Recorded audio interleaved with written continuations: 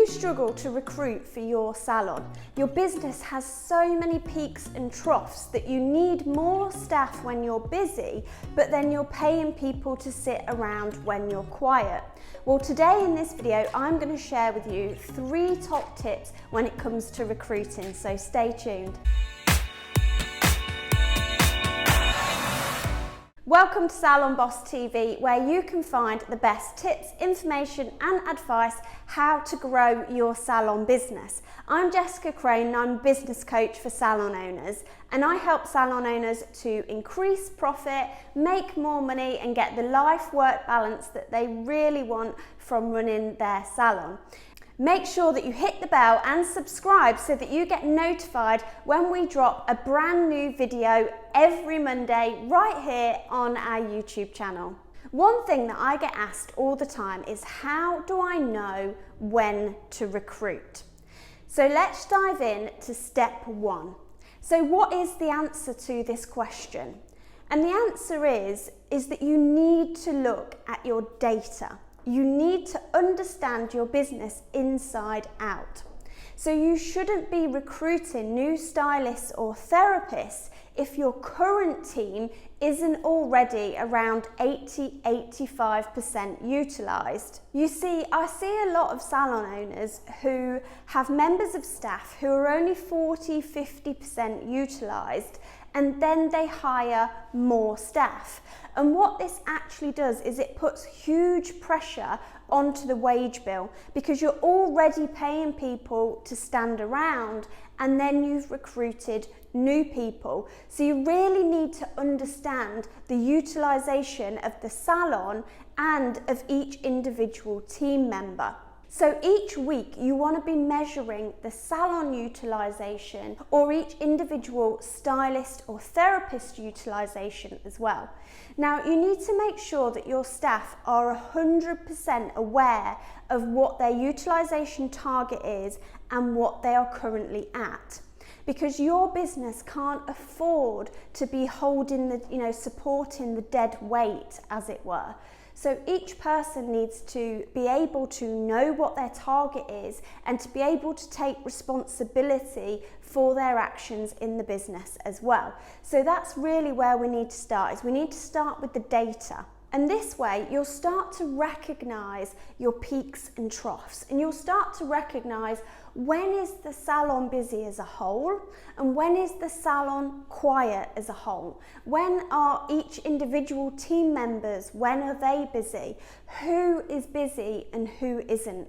Because if some stylists or therapists have been with you for years and years and years and years, and they're still only 20–30–40% utilised, and they're not hitting that 80–85% utilisation, this is a big problem. And you need to investigate as to why this person isn't busy. When you're tracking utilisation with staff members, with the salon as a whole, what you can start to do when you're tracking this weekly, what you can start to do is push your marketing campaigns in the right direction, so that instead of having these crazy peaks and troughs, you can use your marketing campaigns to steady them out a little bit. You know the days and the weeks and the areas and the times and the people that you need to drive your marketing to.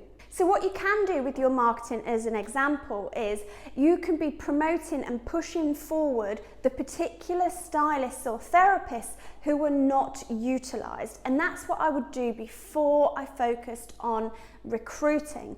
Equally, when you start to know your salon trends, your salon as a whole and the peaks and the troughs, you know to focus on a Tuesday because a Tuesday is quiet. You wouldn't be focusing your marketing efforts on a Thursday, Friday, Saturday if that's your busiest time. You would look at services or treatments or things that you can push for your quieter periods, rather than recruiting staff just because you're busier on certain days or certain weeks or certain months of the year. You want to so you've got the plateau, and what you want to do is focus on pushing those downs up so you're stabilising it a lot more. And this way you're able to predict and forecast what is going to happen in your business rather than being reactive. And we all kind of go through those highs and lows as business owners, don't we? When things are going really well, we're on that high and it's like, this is amazing and we need to recruit more staff and we're so busy. And then a few weeks later or a few months later, we kind of have that downfall where we're paying everybody to sit around and it's really quiet, and then we go into this scarcity and this panic mode. And this is why it's so important to be forecasting and kind of getting the troughs up and leveling the peaks a little bit. So instead of having the highs and the lows, you kind of just start to steady the ship a little bit by forecasting what's going to happen.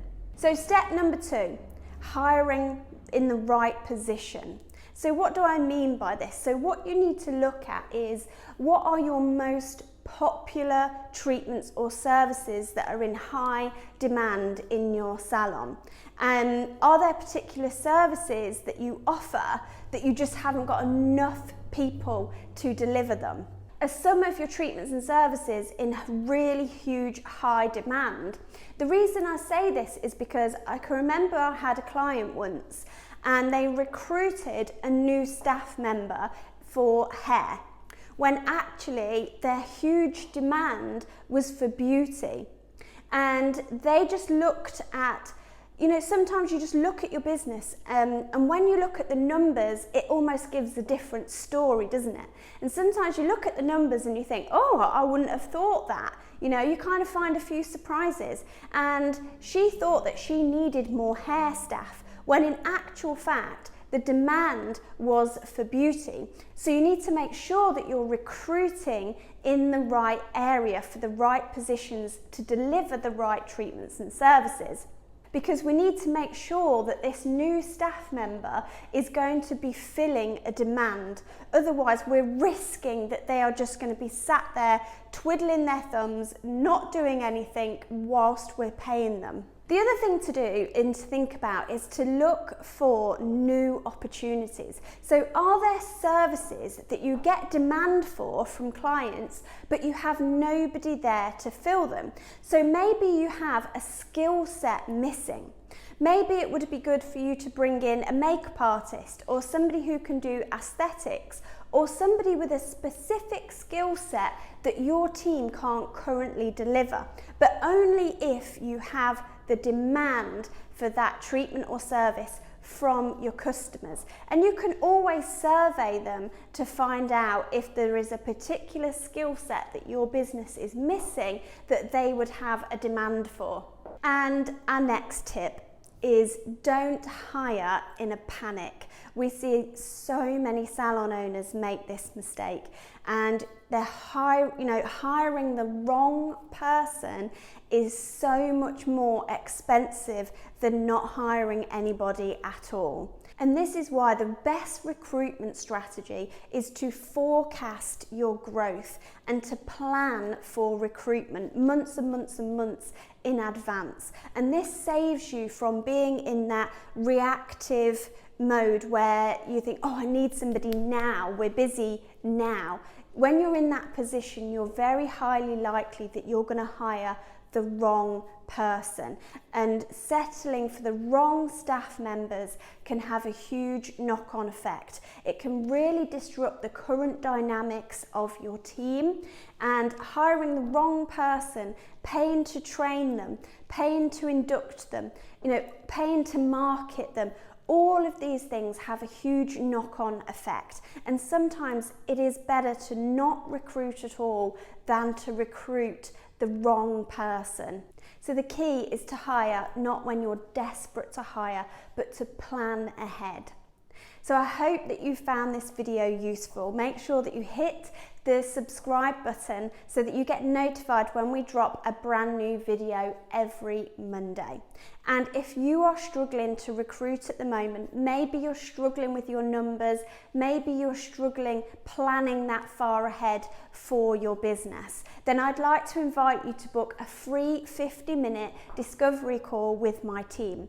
Now, during this call, my team will be able to go through with you exactly where your business is right now, exactly where you want to take the growth of your company, and they're going to dive into what is stopping you from getting there right now and how can we help you to craft a plan to execute all those goals that you have for your business. So head down into the description below and you'll see a link to my team's calendar. You'll be able to pick a time and a date to suit you. You'll need to complete the short survey so that my team can plan and prepare for your call in advance and get to know your business a little bit more. So we'll look forward to speaking to you really soon and to your success. Thanks for joining me today.